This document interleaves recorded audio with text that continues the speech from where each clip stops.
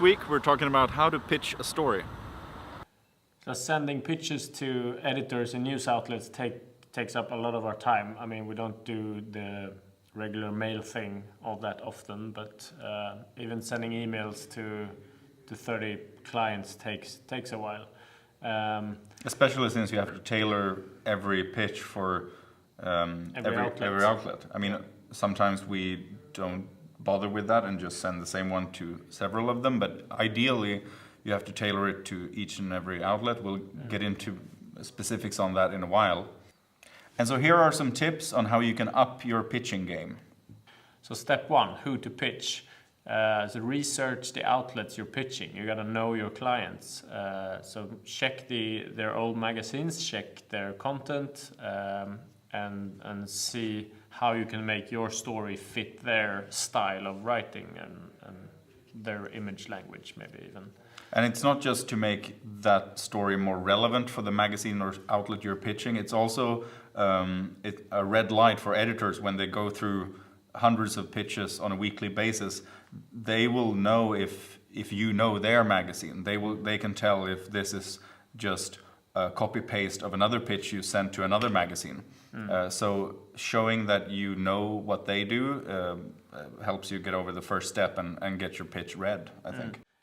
It isn't as hard as you'd think to get to take a coffee with an editor or to show them your work in person sometimes. And that can be a really good thing, just to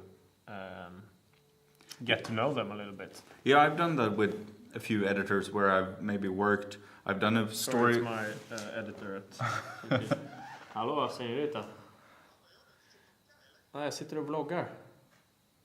Right, so I've done that with a few editors, maybe not right off the bat, but after a first story you can try and establish some kind of relationship. I've had coffee with a few editors, and then even if it's just a short meetup, when you email them again a few months down the line, they will know you, not just your name but your face, and you have something to build on, and it's just easier to get noticed.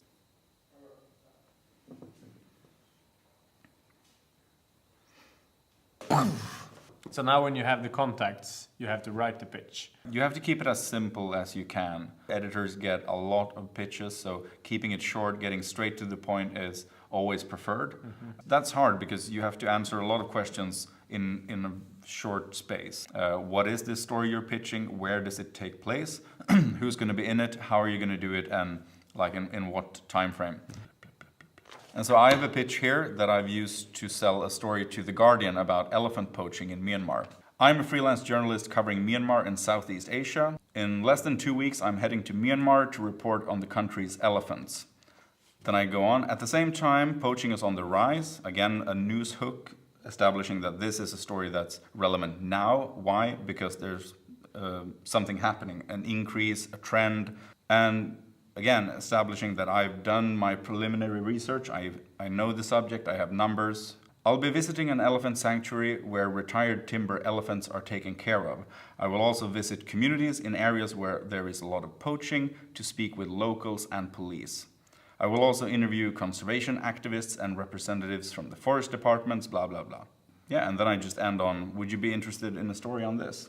And it worked out. They were hooked and bought the story. You can find it below if you want to read it. Anything more? No. All right. If you have any more questions about pitching, about selling your story, please write us below. Also, if you are a journalist yourself and have any advice to add, or if you think our advice sucks, please also let us know in the comments. And if you haven't yet, please subscribe and press the little bell button so you get notifications of our coming videos. They're out on Mondays, so we'll see you next week, and thanks for watching. Good night.